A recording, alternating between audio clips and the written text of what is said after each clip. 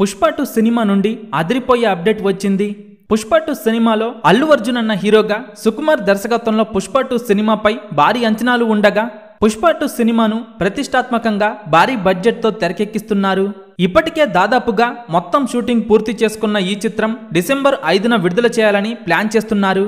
దీంతో సినిమా ప్రమోషన్లు ఇప్పటికే అధికారికంగా మొదలుపెట్టిన చిత్ర యూనిట్ ఒక్కో అప్డేట్ ఇచ్చేస్తోంది.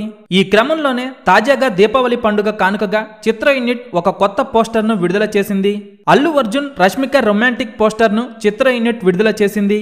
వంటింట్లో శ్రీవల్లితో పుష్ప రొమాన్స్ చేస్తున్న క్యూట్ పోస్టర్ను చిత్ర యూనిట్ రిలీజ్ చేశారు.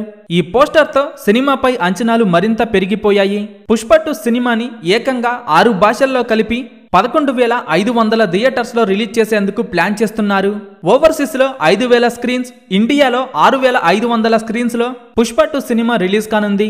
ఇలా పుష్ప 2 సినిమా రిలీజ్కి ముందే సరికొత్త రికార్డులు తిరగరాస్తోంది.